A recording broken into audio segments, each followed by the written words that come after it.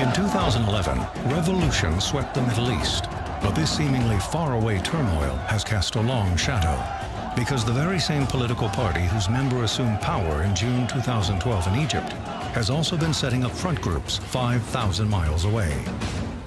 For decades now, the Ikhwan, or the Muslim Brotherhood, have operated secretly behind the scenes in America. Their influence reaches from the halls of academia, to Hollywood and the media, even to law enforcement, and to the highest levels of political power. Their dream is the creation of an Islamic state. Their utopia is having the law be Sharia. So their strategy in America, I believe, is to use America's freedoms and liberties in order to achieve that dream. If they want to place their real agenda on the table and say, this is what we stand for, then they're welcome in the political arena. Let them debate the caliphate in the American political system.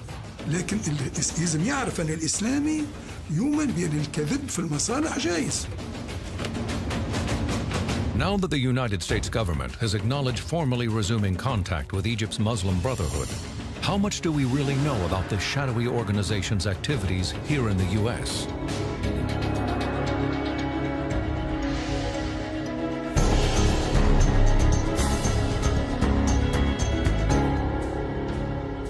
The Muslim Brotherhood is an international movement, the goal of which is to create an Islamic state universally, all over the world.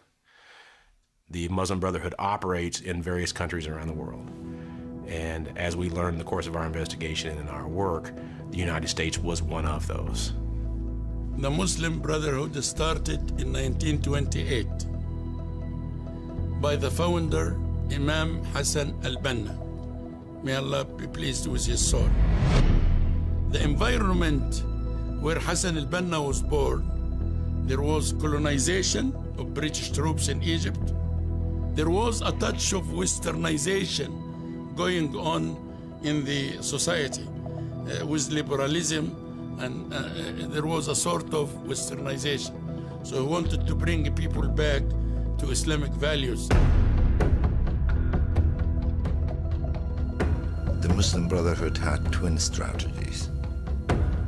The first strategy is its public face, which is a political organization with charitable organizations. But the core of the organization and the master plan of the organization is a sense of world domination. Their ambition is limitless.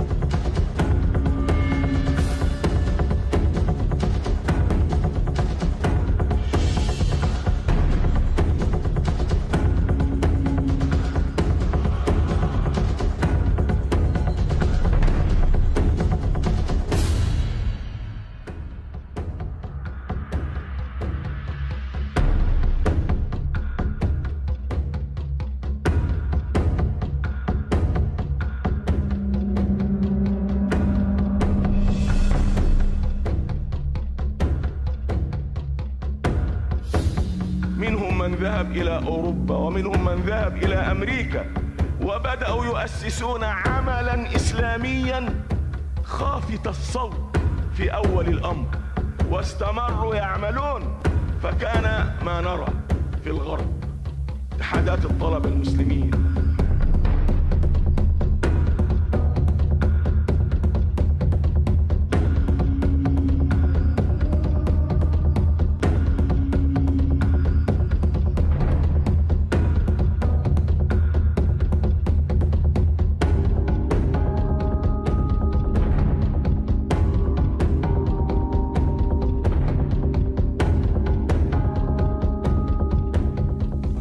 Into the convention center, and they had these big banners hanging up from the over this area, and it said, "Death to Israel, death to America."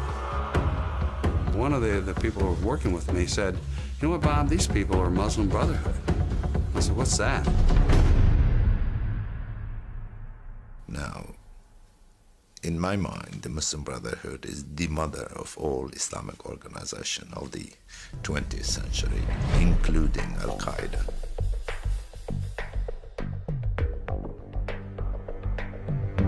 For years, the U.S. government had been dealing with Muslim Brotherhood front groups and leaders, though unaware of the secret roles they played in the Brotherhood infrastructure in the U.S.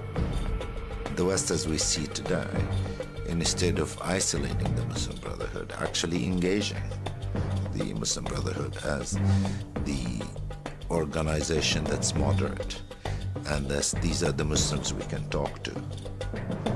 The West is tremendously naive about the danger of these various Islamic organizations.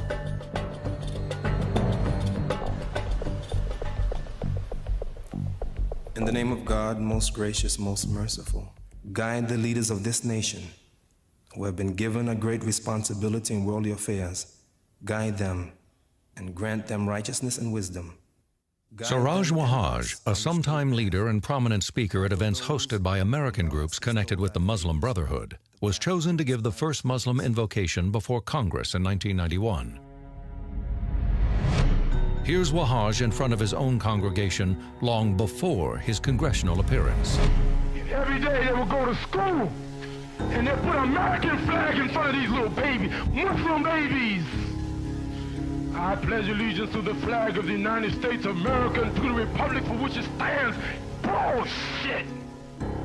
Here he is after his congressional appearance. I want to defend this country. You know what this country is? It's a garbage can. It's filthy. It's filthy and sick. How do you define the good guys, you know? If the good guy definition is they will not be engaged in terrorist activities, well, yeah, okay, they're the good guys. But in terms of the democratic social order that we have here and what's mainstream, well, they may not be the good guys. These are the words of other leaders of American Muslim organizations that have roots in the Muslim Brotherhood. I find that there are only two things which are open to our movements: ballot or bullet, nothing in between. Democracy, the black people freedom. No, we don't want to democratize Islam. We want to Islamize democracy. Our job is to change the Constitution of America. Ultimately, the Muslim Brotherhood wants to establish an Islamic state in America. They believe that Western civilization is corrupt, is evil, is decadent, and they want to dismantle it. Abdurrahman Muhammad had not openly renounced his affiliation with radical Islam until he participated in this film. Muslims worldwide are ordinary people who want to make an honest living. But these people hijacked them and recruited them into a fight that's not theirs. It is the Muslim Brotherhood fight to turn the West into an Islamic caliphate or some fantasy in their heads. But that's not the plight of ordinary Muslims. Islam, the faith, is something very distinct from the political ideology Islamism. Islamism is basically a movement to put into place a government that uses as its source of law the Quran and the Sunnah. Not a source of law, but the source of law.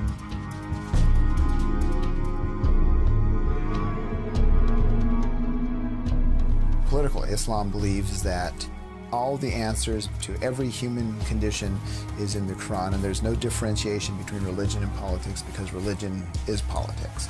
برنامج الإخوان المسلمين كل الإسلاميين من الإخوان المسلمين إلى بن لادن هو العودة. العودة إلى الخلافة، العودة إلى عصر الخلفاء الراشدين، العودة إلى تطبيق الشريعة والعودة إلى الجهاد. 4 ضرورية.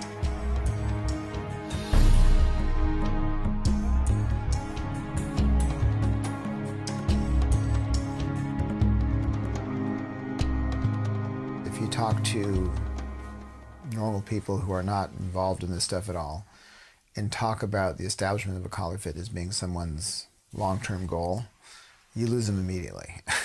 It's so far outside the realm of what we consider to be possible or normal that is sort of immediately dismissed as being crazy talk. I don't think it matters much what we say about them. I think it matters tremendously what they say about themselves and to each other. This religion, that is Islam, it shall govern the whole universe. The Islamic civilization should rule and govern and direct people in every walks of life, but not to be governed by others. Kamal Helbawi is the only spokesperson for the Muslim Brotherhood who agreed to be interviewed for this documentary. Upon his return to Egypt in 2011, Helbawi eulogized Osama bin Laden as a martyr and one of the good people. Anything mentioned in the Quran, they believe in it 100%. And they want to implement it. Not only to believe, but they would like to implement it. And they are trying very hard to invite others to the same orientation and the same trend.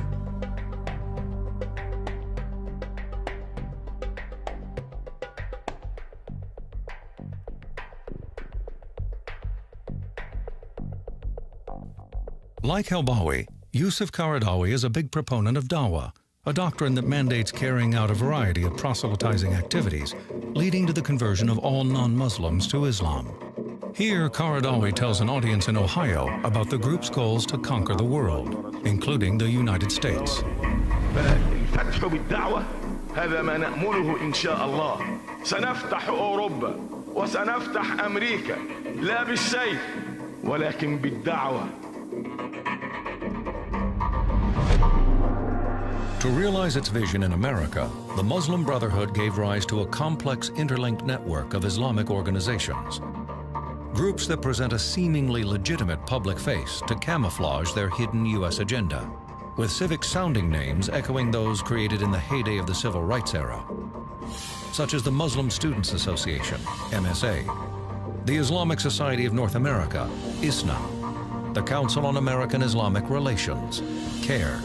Collectively, these groups dominate representation of the Muslim American community, though not one of them incorporates the words Muslim Brotherhood in its name. The Muslim Brotherhood is like the Russian doll. It's one organization inside another, inside another, inside another, and it's endless. You never have a complete sense of it unless you have the totality of the dolls.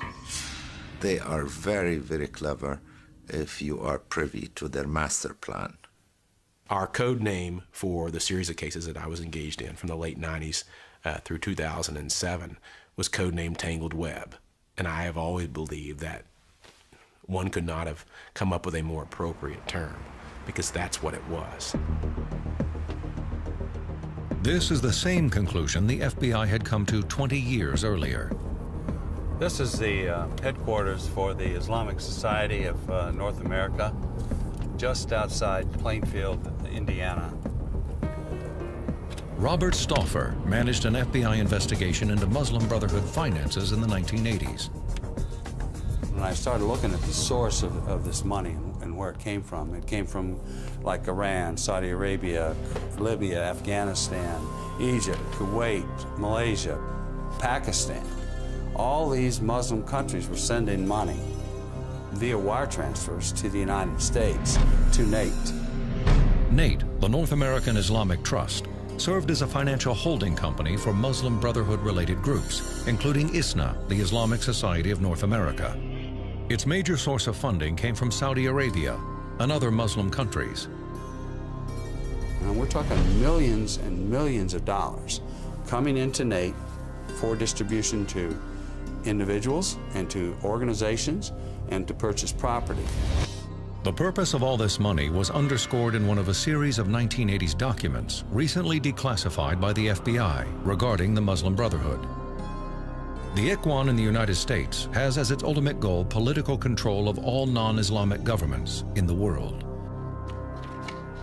Stauffer tagged sources of money to people and organizations, then looked for evidence of criminal activity. All of these had money going through this currency transaction here. And then where did it go? It went to MSA, NATE, IIIT. When he mapped it all out, he felt he was looking at a Trojan horse, which became the Bureau's codename for the investigation. Stauffer found that the leadership of many of the Muslim American groups was intertwined. After a while, I began to think, are these really separate groups, or are they all really the same people dividing themselves in different ways for specific political ends? One ISNA leader is quoted in Stauffer's investigation as declaring the leaders and their organizations to be incompatible with American society. Ultimately, we can never be full citizens of this country because there is no way we can be fully committed to the institutions and the ideologies of this country.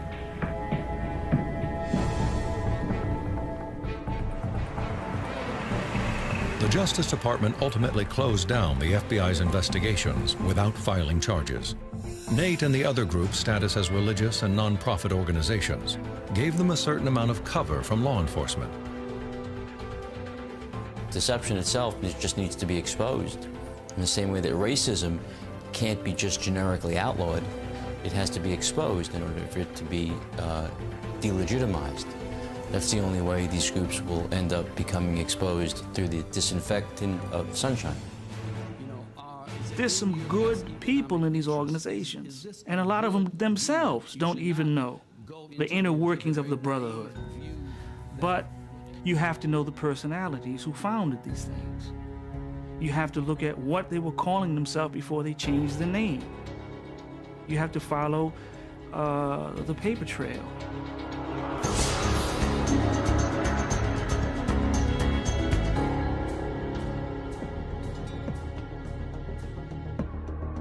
In August 2004, a Virginia man and his wife were stopped on the Chesapeake Bay Bridge in Maryland for videotaping the bridge's suspension cables. Federal investigators knew Ismail el-Barassi had already been under scrutiny for his connections to the terrorist group and Muslim Brotherhood-spawned organization, Hamas. Ultimately, that arrest led to a search warrant of Mr. el-Barassi's home, which revealed thousands of documents that absolutely blew the doors open on our understanding of the Muslim Brotherhood movement in the United States. We had discovered to our amusement that he was actually kind of the archivist for the American branch of the Muslim Brotherhood. The FBI found a cache of documents detailing the structure of the Muslim Brotherhood in the U.S., including this one, revealing the goals of the group in America. It was titled An Explanatory Memorandum on the General Strategic Goal for the Group in North America. It's dated May 22, 1991. The document named the organizations that could be enlisted to achieve the group's goals. 29 American Muslim groups were named either as Brotherhood organizations or Friends of the Brotherhood. The list included such prominent Muslim organizations as the Islamic Society of North America, ISNA, the Muslim Students Association, MSA, the Islamic Circle of North America, ICNA, and the Islamic Association for Palestine, IAP. I thought of them as Brotherhood groups, but I think it would have been somewhat difficult to prove. It wasn't until the explanatory memorandum came out that one could say, okay, well, so we were right. Yeah, these groups are clearly enumerated. The documents and the information on those documents that we reviewed was entirely consistent with our years of covert investigation.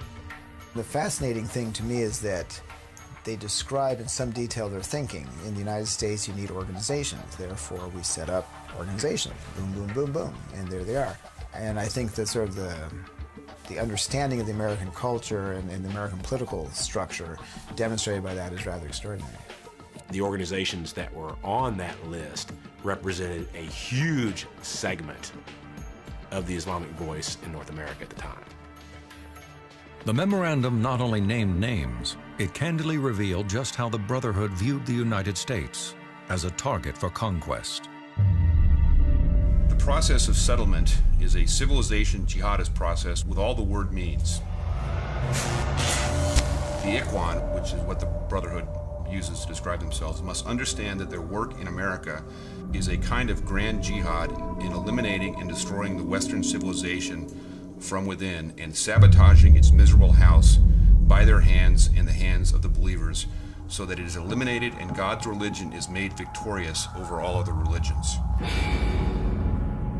That's pretty clear as to how they viewed their own objective. And they're talking about the United States here.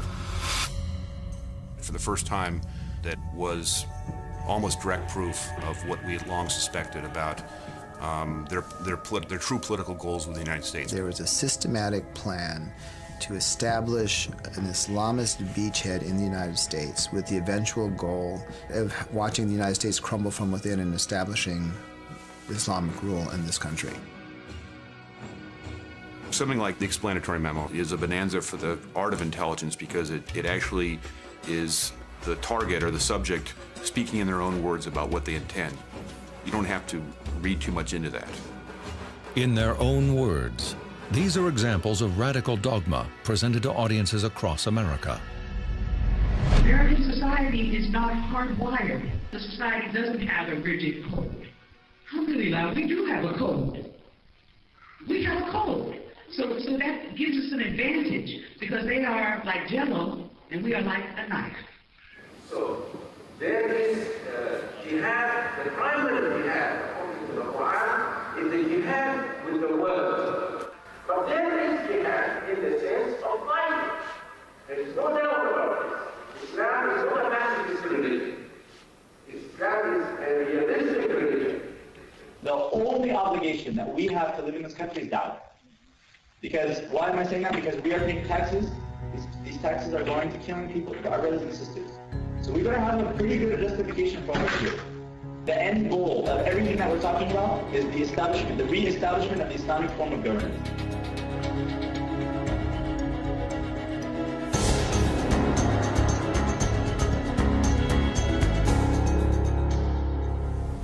It is very important. Media in the United States is very gullible.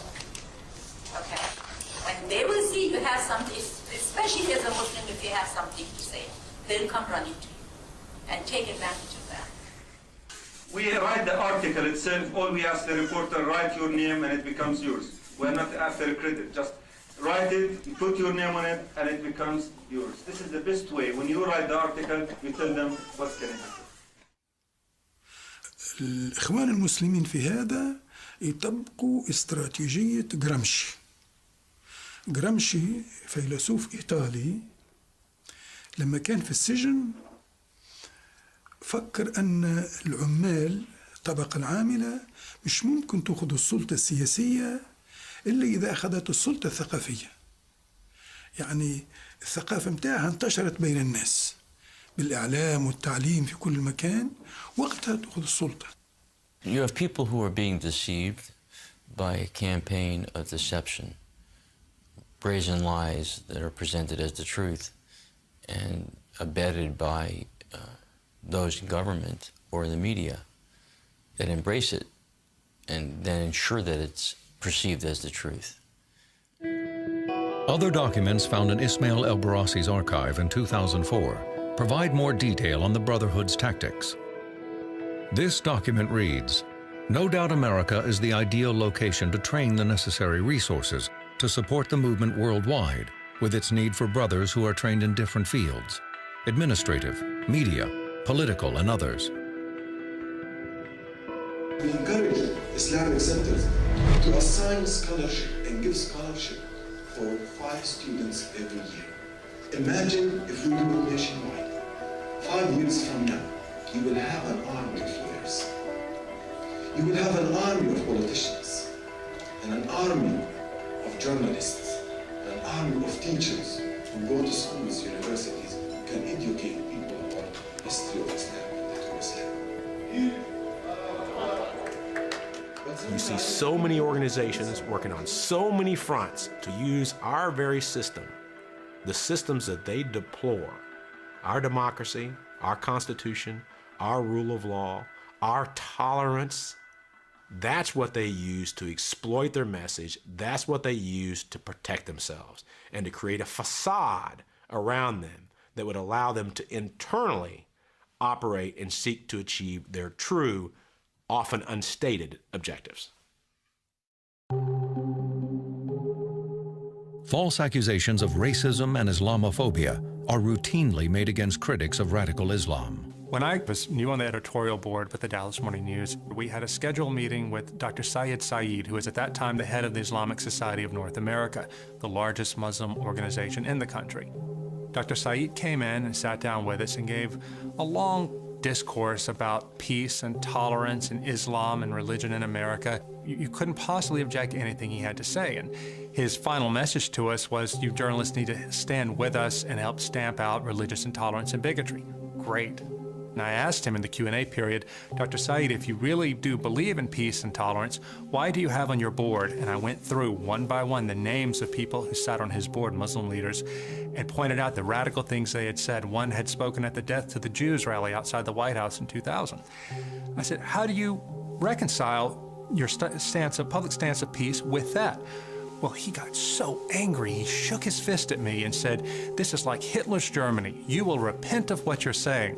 He never answered the question, just shook his fist again and talked about Islamophobia and bigotry and my need to repent and how one day I would repent of being so insulting. So after I wrote my column criticizing Dr. Saeed, I became what a local Muslim group called on their website the new face of hate. My picture went up on their website and they began to talk about me as the sort of person who is going to lead to violence against Muslims, pogroms against Muslims in Dallas.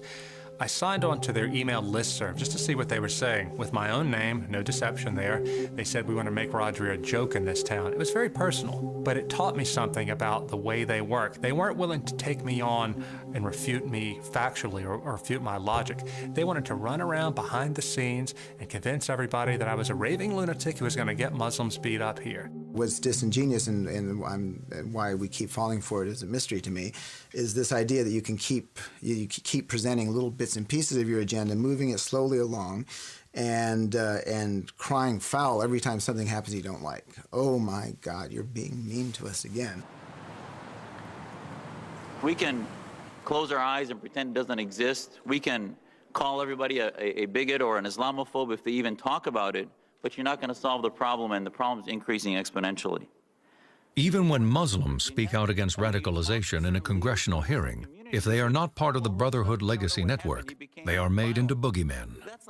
I welcome anyone to walk into any mosque in the United States and ask the name of organizations present here. CARE, MPAC, ICNA. You'll get people that know that organization inside that mosque. So these are organizations with a grassroots touch to the American Muslim community. Do the same for Dr. Jasser, and you will not find that his name is well known.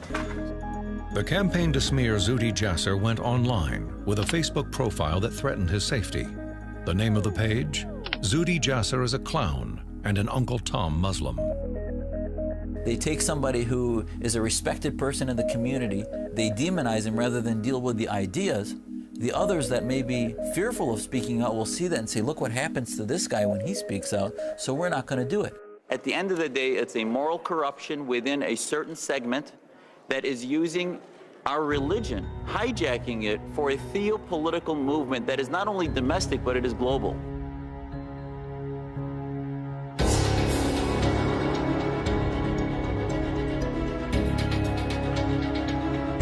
At a hotel just off a busy highway in Philadelphia, a secret meeting is called to order in October 1993. Attending are 24 American supporters of the Muslim Brotherhood and leaders of Hamas, a Palestinian Islamic terrorist group. Ismail el-Barassi, the keeper of the explanatory memorandum, is among them. Their agenda: how to derail recent advances in the Middle East peace process between Israel and the PLO. The FBI was watching and listening. انه كانه احنا فعلا كانه شاعرين انه كل شيء خلص كولابس. عفوا يعني، وبعدين شاعرين كذلك انه امريكا اذا احنا فعلا عجزنا في هذه البلد معناته خلاص عجزت قضيتها كلها. During the meetings, the group used code in an effort to confuse anyone who might be listening. The code for Hamas was Sama, Hamas spelled backwards. رجاء يعني عدم سماح بشكل صريح يعني احنا يعني ولا عنده ما في داعي نركز فيه على اسم السماح.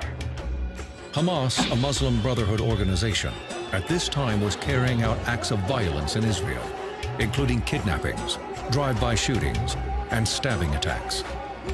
It became a U.S.-designated terrorist group in 1995.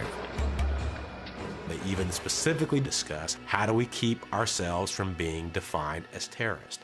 They recognize when the doors are shut, they recognize that supporting Hamas is supporting terrorism. They know what the word means. And the concern was, if it is revealed what we truly support, then we will no longer be able to operate in this country the way in which we have been able to operate to date.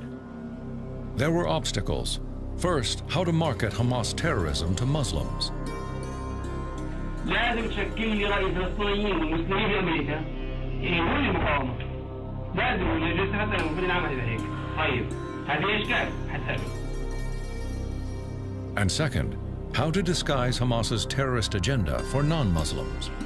أو إن إحنا بالفعل بنلتقي في الجاليات بالفعل نسأل عن الطلبة أو أنتم في الجاليات تسألوا عن الطلبة وتواجهوهم في هذا الأمر وإلا مش رايحين يدرسوا لحالهم عندنا.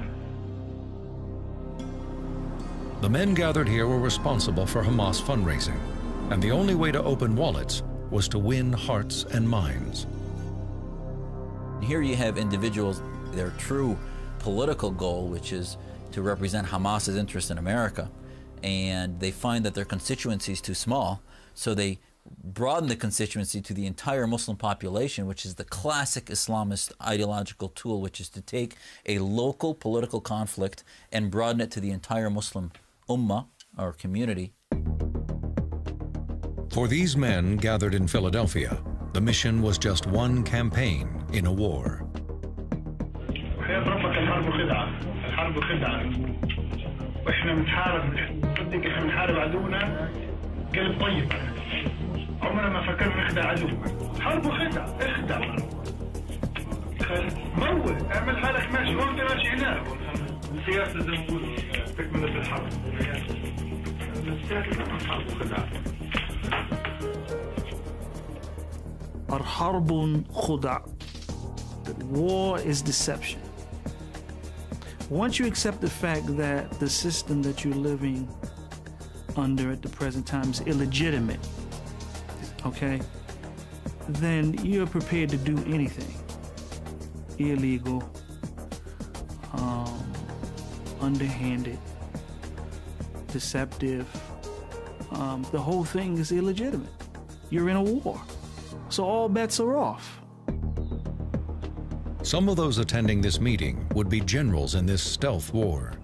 At least 2 were officials from IAP, or the Islamic Association for Palestine, a Hamas front, and one of the 29 crucial groups listed in the explanatory memorandum. Omar Ahmad was president of the IAP. Accompanying him was IAP Public Relations Director Nihad Awad. Here are Nihad Awad's real views on Hamas. Some things. I used to support the PLO, and I used to be the president of the General Union of Palestinian Students, which is part of the PLO here in the United States. But after I researched the situation inside Palestine and outside, I'm in support of the Hamas movement more than the PLO, not because Hamas is disruptive and involved in violence. No.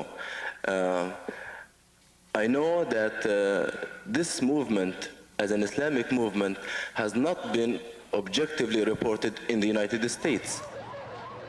Within weeks of this speech, Hamas began introducing suicide bombings as a strategy in Israel. The Muslim Brotherhood and Hamas advertising themselves as being peaceful organizations was nothing more than a pragmatic ruse to convince the world that they were mainstream and moderate. You need only scratch the surface to see that, in fact, they were not. Within a year of the Philadelphia meeting, Omar Ahmad and Nihad Awad would help to rebrand the Hamas front IAP as the Council on American Islamic Relations, CAIR.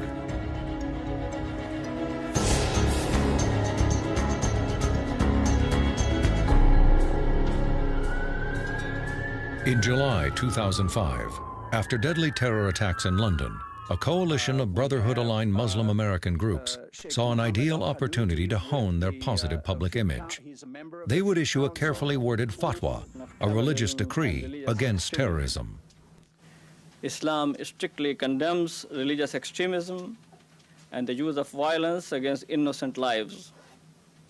There is no justification in Islam for extremism or terrorism. Having our religious scholars side by side with our community leaders leaves no room for anybody to suggest that Islam and Muslims condone nor support any forms or acts of terrorism. Yet elsewhere, these and other signers of the fatwa have called out for acts of violence or terrorism, albeit sometimes in veiled language. الآن آن لأمريكا أن ترد الدين إلى أرض الإسلام، إلى أرض الشرق، إلى القدس، إلى القدس بالبذل بعهد مع الله على الجهاد، على الاستشهاد، أن نغير من أنماط حياتنا. Because if you remain on the side of injustice, the wrath of God will come. Please, please, all Americans, do you remember that Allah is watching everyone. God is watching everyone. If you continue doing injustice and tolerate injustice, the wrath of God will come. We are here today to tell our brothers and sisters in Palestine that you have learned the way, that you have known that the jihad way is the way to liberate your land. They take terms like jihad, like terrorism, and they redefine it for themselves to justify and rationalize the positions they're taking. So someone might say, do you support terrorism? They say no, because they don't believe that acts, for example, by Hamas against Israeli civilians is terrorism. A typical response is to avoid condemning officially designated terrorist groups, Hamas or Hezbollah by name, hiding behind the broad term terrorism. When pressed by the reporter to condemn Hamas and Hezbollah, this CAIR official repeatedly refused. I'm telling you in a very clear fashion, CAIR condemns terrorist acts, whoever commits them, wherever they commit them, whenever they commit them. Under George W. Bush, the Department of Homeland Security's Michael Chertoff set forth recommendations, like avoiding such words as jihadist. This same language is proudly embraced by some Islamists. Allah promised you that you're not going to die in jihad. It is an honor to die in jihad. Yes. You don't like jihad? Yes, jihad. Well, jihad is the tightest thing in Islam. Sure, don't compromise on these little things. Be proud of it. Why? Because Islam is a perfect religion. If you sit here and you start, saying jihad is only internal and this and that, you are compromising on your faith. Jihad is very much like sexism and racism. You can smell it. No matter what the language, sly language being used, this is something that you know when you see it. This is how the language is contorted. This is how the language is manipulated. This is how the agenda is hidden. It's hidden in the language. The goal is peace, in one word, peace. Islam is peace. Yeah, Islam is peace. But peace is not necessarily freedom. Peace just means the absence of opposition. To prevail everywhere and justice. Who would ever have a problem with justice? Jihad is just to establish justice. So you hear the word justice, you think fighting for someone's rights or trying to make sure that no one is mistreated or abused or whatever. That's not how Muslim fundamentalists define justice, okay? Justice can only come from Allah, from God. We will never have justice until we have an Islamic state, because whoever doesn't rule by what Allah has revealed is an oppressor. The goal is equality. The goal is respect of human rights. The goal is to live Muslims and non-Muslims together in one society.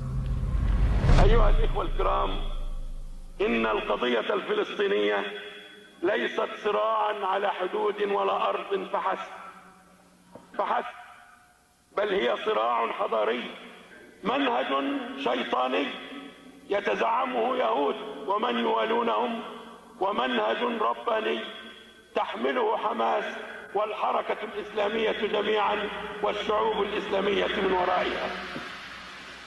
These type of radical Muslims, they know their agenda is so sensitive. I mean, if anyone ever caught wind of what they're doing, you know, they'd be finished. So they have to hide it. They have to mask it. They hide it in plain sight. That's what they do. They hide it in plain sight.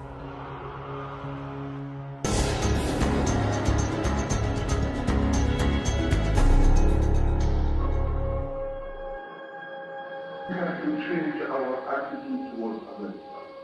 Most of us in the Arab community, and I see more of my brothers and sisters who are Arabs here, they will all make dua to Allah subhanahu wa ta'ala that Allah destroyed America. There is no way for Muslims to be violent in America. No way. And I think if we are outside this country, we can say, oh, Allah destroy America. But once we are here, our mission in this country is to change. Speaking in 1996 before the Islamic Association for Palestine, a Hamas front and one of the groups listed in the explanatory memorandum, this was Muslim Brotherhood leader Abdurrahman Alamoudi. Before other audiences, Alamoudi would not be so blunt, yet. He was a quintessential Muslim Brotherhood person who was very articulate and well-educated and had been in the media, and he used the media very effectively. Mr. Alamoudi, yes. Is there a network of Islamic extremists that are committed to jihad? In America? Yes. No. A 1996 Wall Street Journal editorial by Steve Emerson, entitled Friends of Hamas in the White House, connected Alamoudi politically and financially to Hamas leader Musa Abu Marzouk. Later that year on Arabic television, Alamoudi spoke of his intimate relationship with Marzouk, before realizing that by mentioning Hamas by name, he tied himself to the larger Brotherhood network. قضية سياسية. وأنا أعرف موسى من قبل، وحقيقة أنا أعتقد موسى من الناس الممتازين في الحركة الإسلامية الفلسطينية عامة، ولا بد أن نتعاون معهم. Off camera in America, he spelled out the ulterior Brotherhood aims. Muslims, sooner or later, will be the moral leadership of America. Either we do it now, or we do it after 100 years. But this country will become a Muslim country. Publicly, Alamoudi established ties with powerful members of Congress and presidential candidates. Alamoudi was someone who I think embodied really the ability for these organizations to penetrate a very deep level of society and a deep level of our government. The Defense Department provided further access for Alamoudi, putting him in charge of the military's Muslim chaplain program. The State Department even selected Alamoudi to serve as a goodwill spokesman to the Muslim world. Documents reveal that the State Department spent at least $40,000 to send Alamoudi on speaking tours in the Middle East from 1992 to 2001. Alamoudi discussed the state of Islam in America in countries such as Saudi Arabia, Syria, Jordan, Kuwait, and the United Arab Emirates. In a 1999 visit to Amman, Jordan, on a goodwill mission, he gave a moderate speech at the U.S. Embassy. But later that afternoon, in an undercover interview, he revealed his support for violence.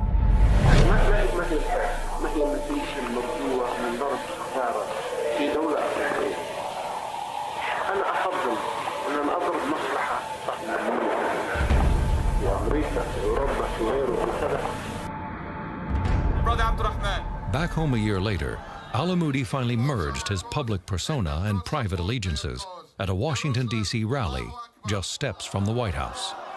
This video was taken after the mainstream media had left for the day. I have been labeled by the media in New York to be a supporter of Hamas. Anybody support this Hamas here?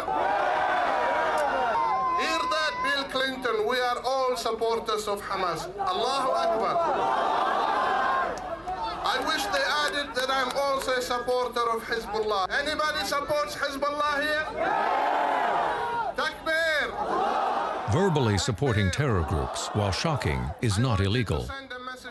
On the other hand, in January of 2001, Al-Amoudi traveled with several other members of the American Muslim Brotherhood to Beirut to meet with leaders of Hamas, Hezbollah, Islamic Jihad, and Al-Qaeda. The goal of the meeting was to unite the terror groups to wage jihad against Israel and the U.S.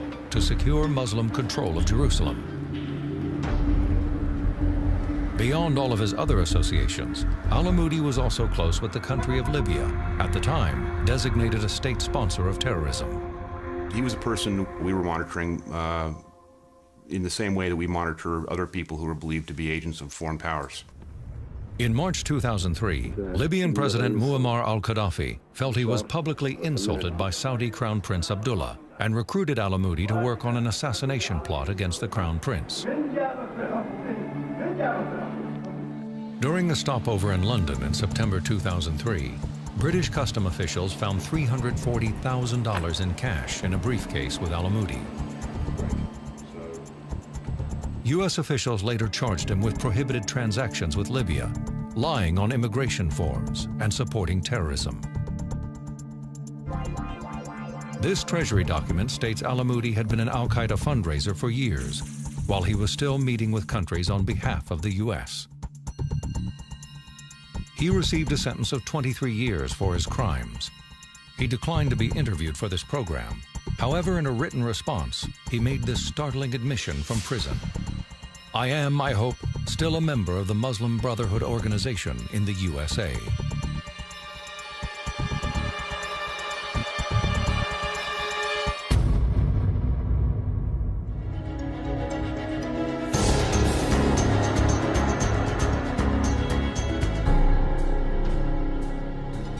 Abdurrahman Al-Amoudi's political efforts in America would become eclipsed by those of another Muslim Brotherhood front group.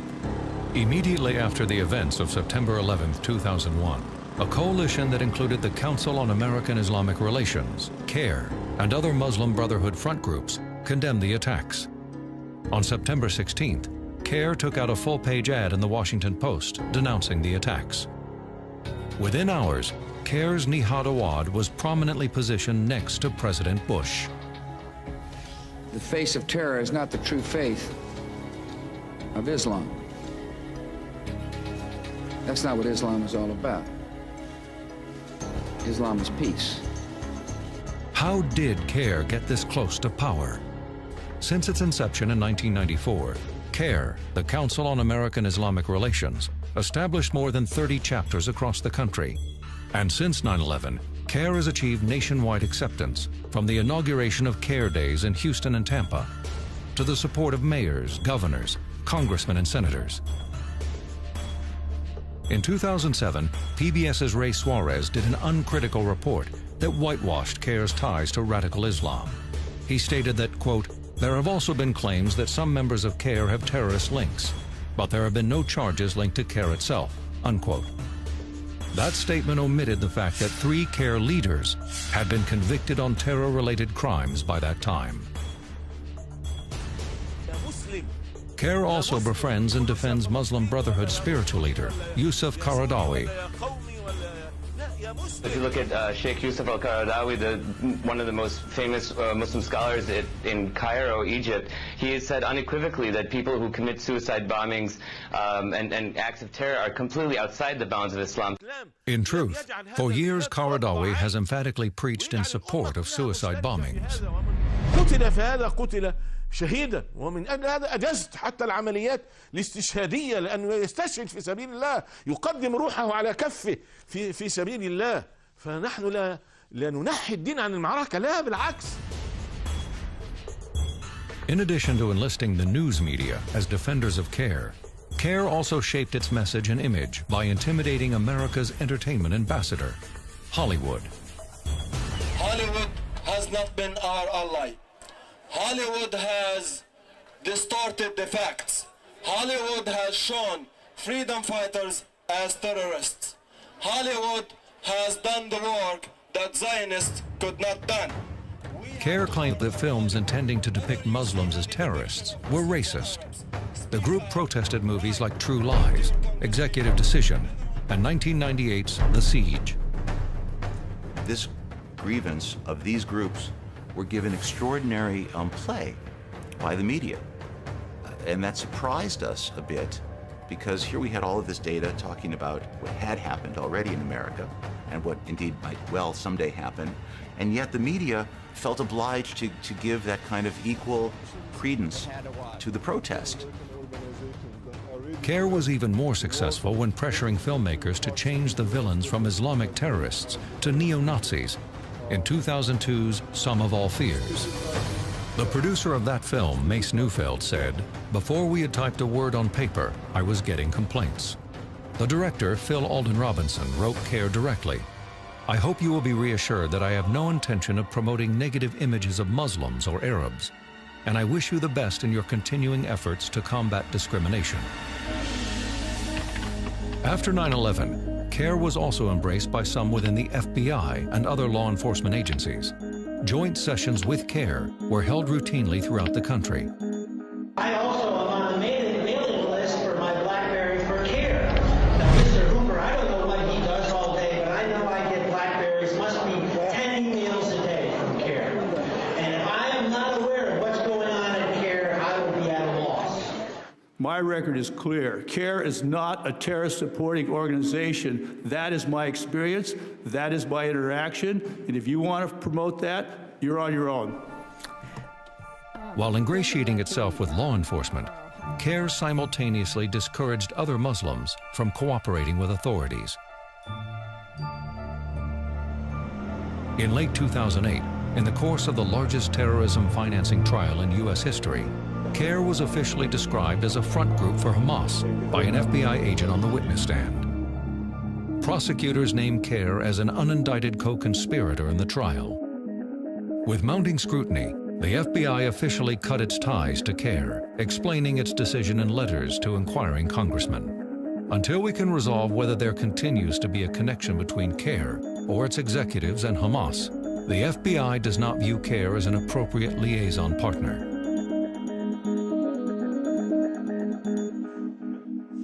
CARE launched an all-out verbal assault on its former partner as a form of damage control, propagating incendiary conspiracy theories. That actually the FBI, over the last 8 years, have been engaging in actually paying informants as instigators. The FBI, by using informants acting as agent provocateurs, has recruited more so-called extremist Muslims than Al-Qaeda themselves. The deception continues.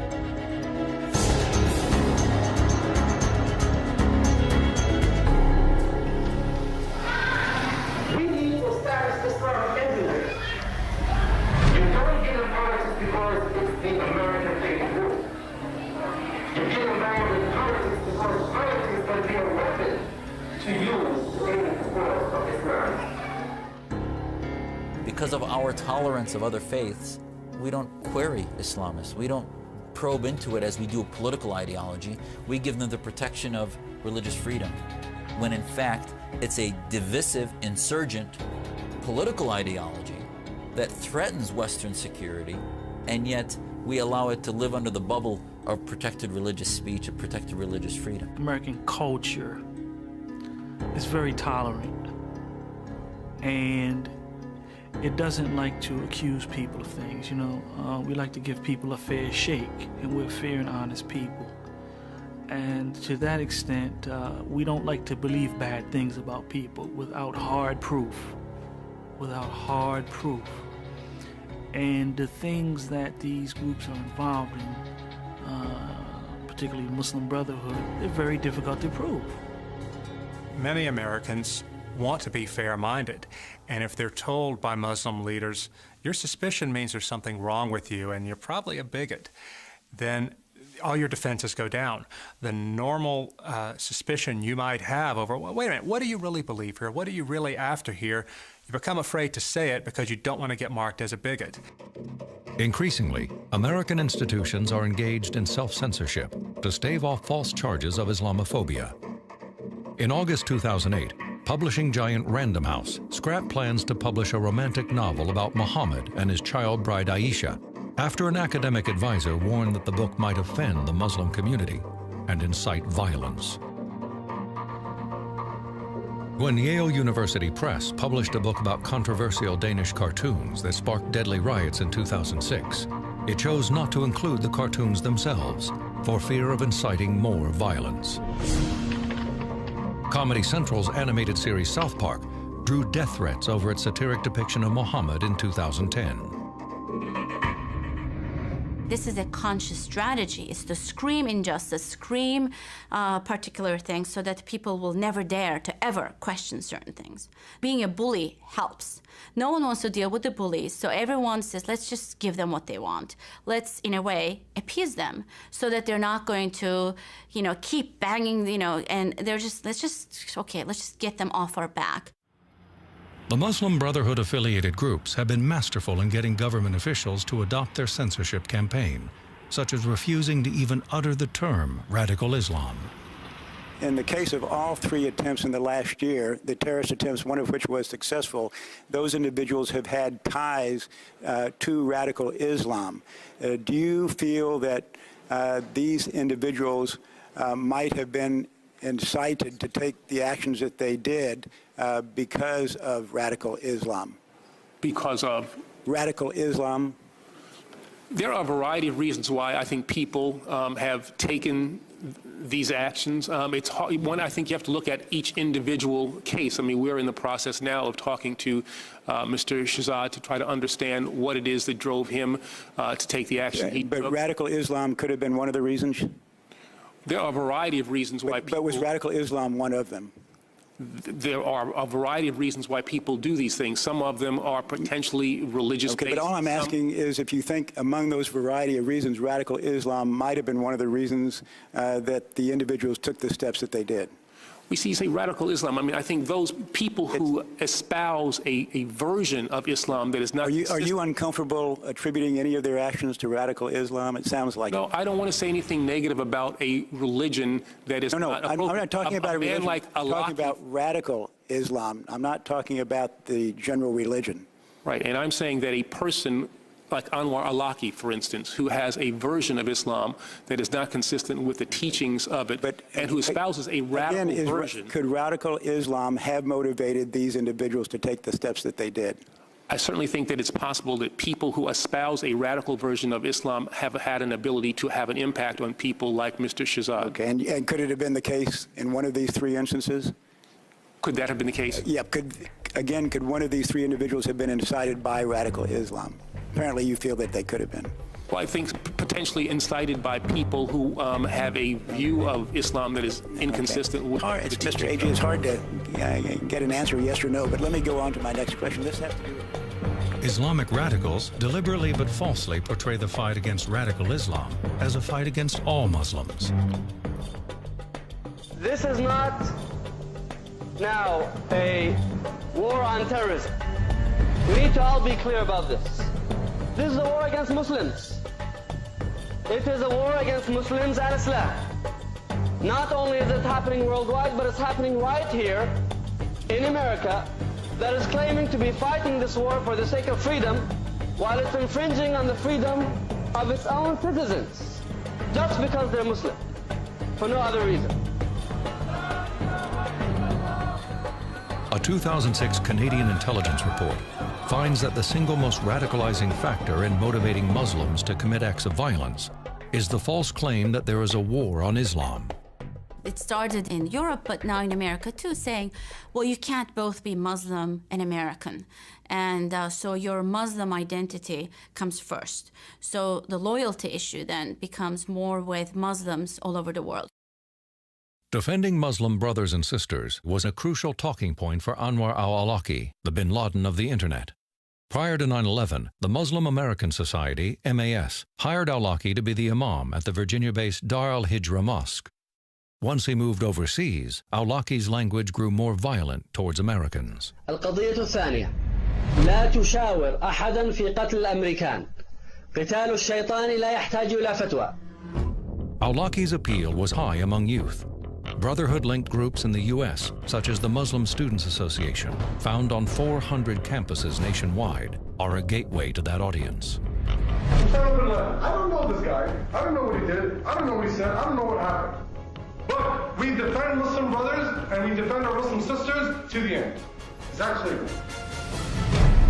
The important role that the Muslim Brotherhood plays is by educating young people and creating in their minds the worldview that the West and Israel and so on are threats to Islam. And they have a very effective narrative for socializing and indoctrinating new people. And once they're indoctrinated, it's only a short step from there to using violence to bring that about. Students are not the only ones vulnerable to this rhetoric. The case of Nidal Malik Hassan shows what happens when censorship and radicalization mix. In 2009, Hassan, an Army psychiatrist, killed 13 people at Fort Hood in Texas. He had been corresponding with Anwar Awlaki. Only later on, after the shooting, did it come to light that Hassan's emails with Awlaki were considered relevant to his research on Islam and the military by the FBI's Washington field office. The ideas that inspired Nidal Hassan are seated in Muslim Brotherhood ideology, which claims there's a war against Islam. This idea is then conveyed in America through Brotherhood front groups. The degree of sophistication that it takes to build a bomb or to pull a trigger is remote compared to the sophistication and the effort and the money and the energy that has to go into creating a civilization that would support it. We're not talking about a gun. We're talking about the man holding the gun. How do you build him? Stop calling them suicide bombers. Brotherhood legacy groups, such as the Muslim Students Association, host speakers who indoctrinate students on campuses around the country. Against a people who love death more than you love life. You in trouble, man. You in serious trouble. Amir Abdel Malik Ali speaks in front of thousands of students every year. Here he weaves the Brotherhood motto into a Pledge of Allegiance at UCLA, with hundreds of students enthusiastically repeating the chant in response. We will end with the Pledge of Allegiance. And so you will repeat after me, inshallah. Allah is my Lord. Islam is my life. The Quran is my guide. The Sunnah is my practice. Jihad is my spirit. Righteousness is my character. And paradise is my goal. For I enjoin what is right. I forbid what is wrong. I will fight against oppression. And I will die to establish Islam. Assalamu alaikum.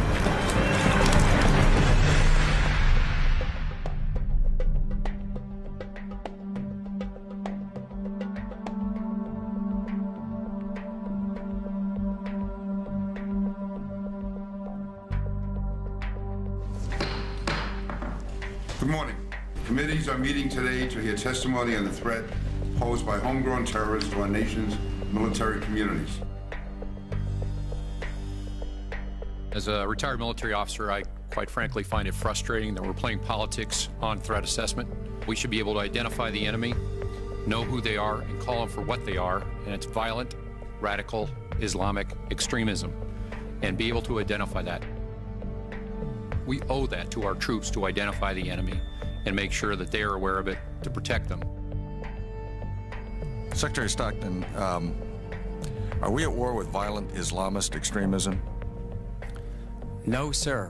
We are at war with Al-Qaeda, its okay, I affiliates understand and that. adherents. My question is violent Islamist extremism at war with us? No, sir. We are being attacked by Al-Qaeda and its allies. Is Al-Qaeda, can it be described as being an exponent of violent Islamist extremism? Al-Qaeda are murderers with No, ideological agenda. That wasn't my question.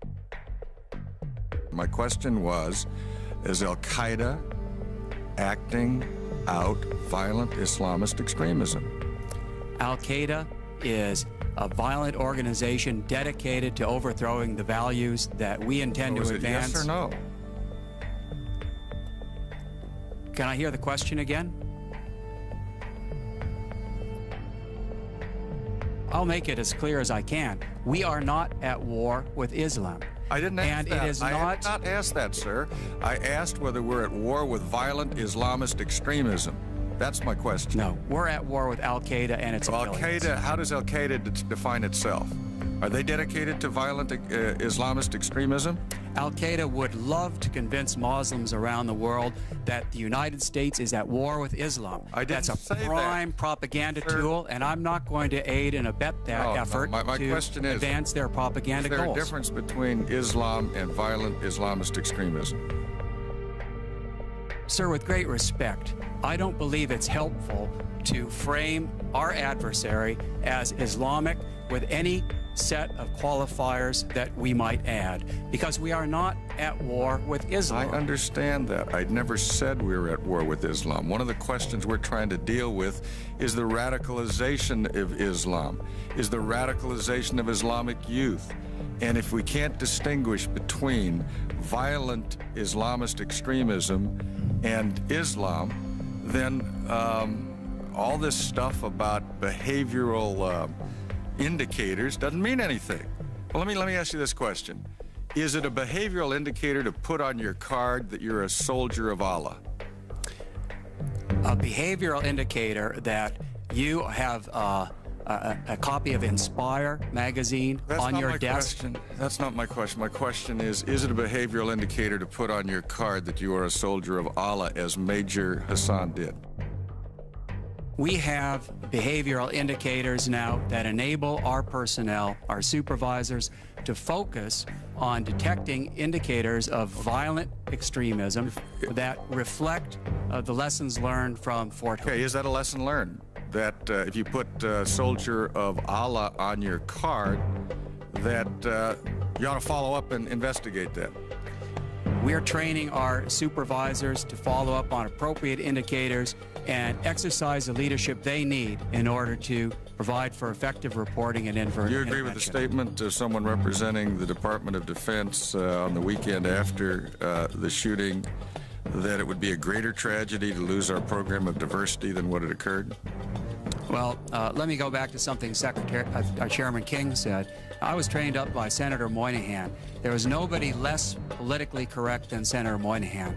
I follow the truth wherever it takes me, and I strongly support the programs of the Department of Defense that focus on Al-Qaeda and behavioral indicators. This is not about political correctness. This is about defeating our adversary. Sir, I would disagree with you that it may not be about political correctness. We are here talking about the fact that we now have to have behavioral indicators.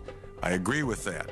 But my question is, if someone gives inflammatory remarks, as did Major Hassan, in an open setting, if he has on his card that he was a soldier of Allah, it seems to me to be beyond common sense to think those are not behavioral indicators. So my question is, if I'm a member of the military today and I see those two events or those two circumstances, would it be appropriate for me to report those as behavioral indicators?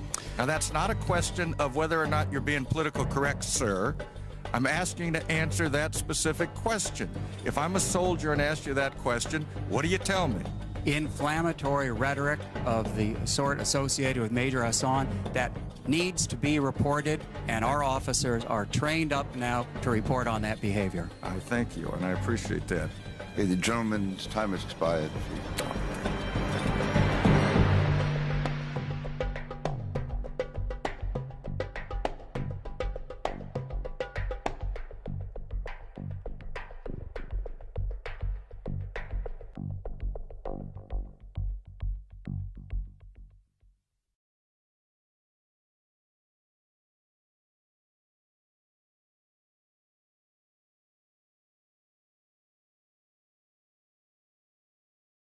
And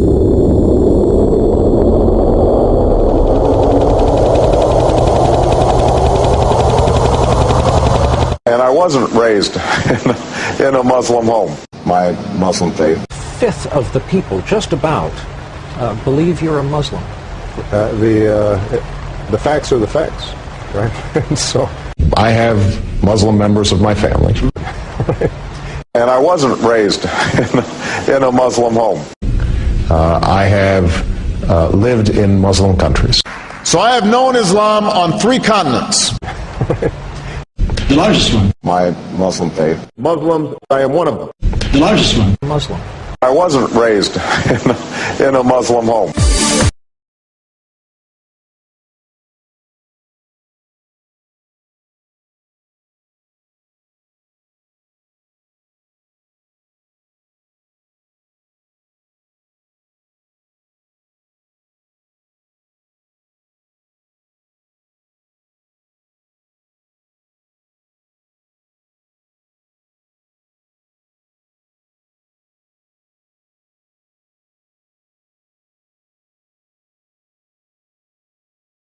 I've now been in 57 states. I think 1 left to go.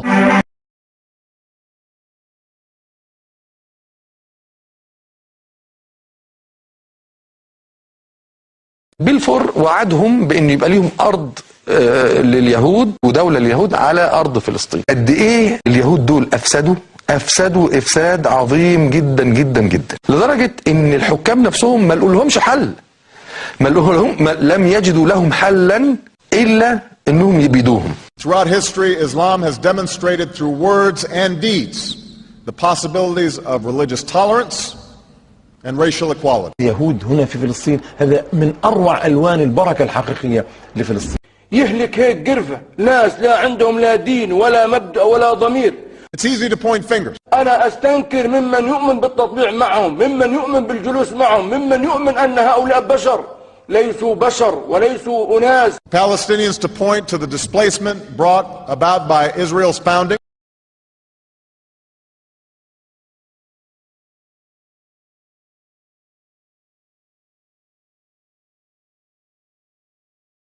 اليهود تركوا لنا فلسطين، خلاص يبقوا حبايبنا؟ لا طبعا، عمرهم ما هيبقوا حبايبنا إطلاقا. نحن نعادي يهود حتى ولو أعادوا إلينا فلسطين لأنهم كفار، لكننا لن نتنازل عن برنامج المقاومة وبرنامج تحرير فلسطين كل فلسطين. هذه قضية واضحة. The Holy Quran teaches that وإحنا كراهيتنا أو كرهنا لليهود من منطلق عقيدة. القرآن هو اللي بيدعونا ان احنا نكرههم وما نحبهمش. أن نعاديهم عداوة دينية بحتة. لابد وأن نفطر ونفطر أبناءنا على كره اليهود وبغض اليهود. طب أنا عايزك يا رقية، أنت استفدت من الحلقة إيه؟ استفدنا من اليهود أهل غدر وخيانة. الله أكبر، قولوا الله أكبر. لا تقوم الساعة حتى يقاتل المسلمون اليهود فيقتلهم المسلمون فيختبئ اليهودي وراء الحجر والشجر فينادي الحجر والشجر قائلا يا مسلم يا عبد الله هذا يهودي خلفي تعالى فاقتله. لن تقوم الساعة حتى يقتتل اليهودي والمسلم. الله. فيختبئ اليهودي وراء الحجر والشجر فيقول الحجر أو ينطق الحجر والشجر يقول يا مسلم هذا يهودي ورائي تعالى فاقتله. When the stones and the trees will cry out, there's a Jew hiding behind me, come and kill him. So it's really, in a nutshell, the problem is a massive racist ideology that is growing throughout the Middle East and the Muslim world. The Holy Quran teaches that whoever kills an innocent it is as if he has killed all mankind. وكأن الذي قتل يهودي واحد كأنه قتل 30 مليون يهودي. Whoever saves a person, it is as if he has saved all mankind.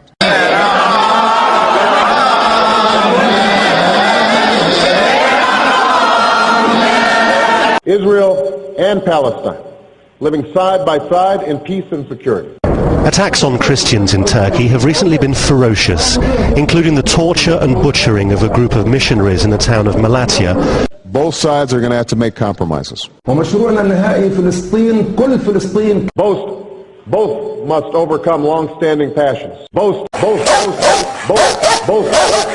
The enduring faith of over 1 billion people is so much bigger than the narrow hatred of a few. أنا لا أعتبر الإسلام دينا من خلال مفهومي لدي. الإسلام عقيدة سياسية تفرض نفسها بالقوة. أي عقيدة على سطح الأرض تدعو إلى قتل من لا يؤمن بها هي ليست عقيدة، ليست دينا. As the Holy Quran tells us, be conscious of God and speak always the truth. Every Muslim who read the Quran, if they allow themselves to listen to this Quran and believe in the same time that this is from God, I think they are sick and they need help. My own faith. My Muslim faith. Should we go with Leviticus, which suggests slavery is okay? The worst, most inhumane and most diabolical institution of the black African slave trade was initiated, refined, perpetrated and implemented by the Mohammedan Arabs. And that eating shellfish is an abomination? This week, Americans are gathering with family and friends across the country to celebrate the blessings of Christmas and the holiday season. Thank you, and have a wonderful New Year. On behalf of the American people, including Muslim communities in all 50 states, I want to extend best wishes to Muslims in America and around the world. Ramadan is the month in which Muslims believe the Quran was revealed to the Prophet Muhammad. It is therefore a time when Muslims reflect upon the wisdom and guidance that comes with faith. My Muslim faith. A time when Muslims fast during the day and perform prayers at night.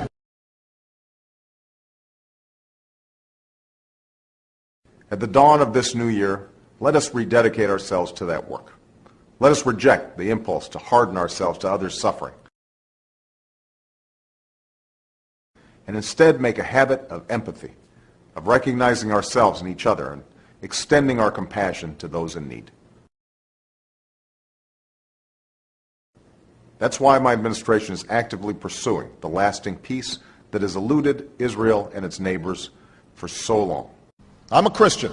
We continue to call on Palestinians to end incitement against Israel, that ends the occupation that began in 1967. This construction violates previous agreements and undermines efforts to achieve peace. It is time for these settlements to stop.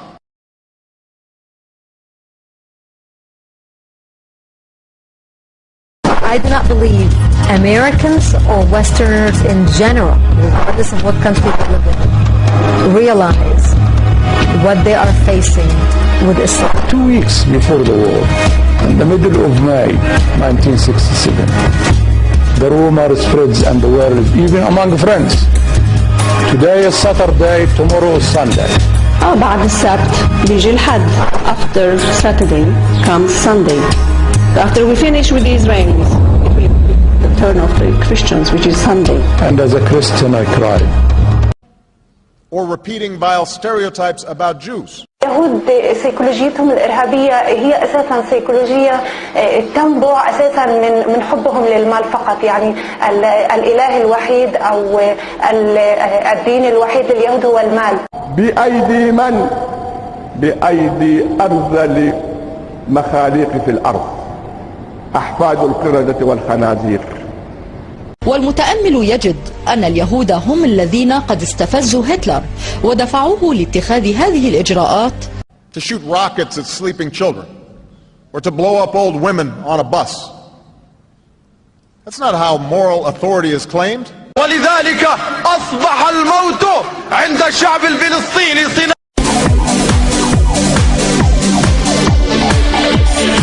Al-Taqiyya means prevention. So a Muslim can lie for the cause of Islam, can lie to keep peace in his family, so he can lie to his wife. A Muslim can lie to his fellow Muslim to keep peace in the society.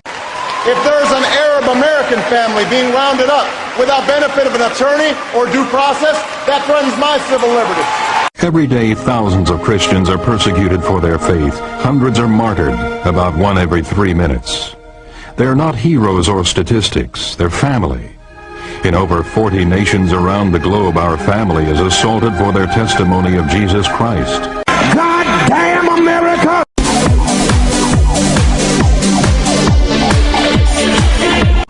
البشرية مدينة بمعظم اكتشافات وعلوم القرن ال19 والقرن ال20 لعلماء اليهود.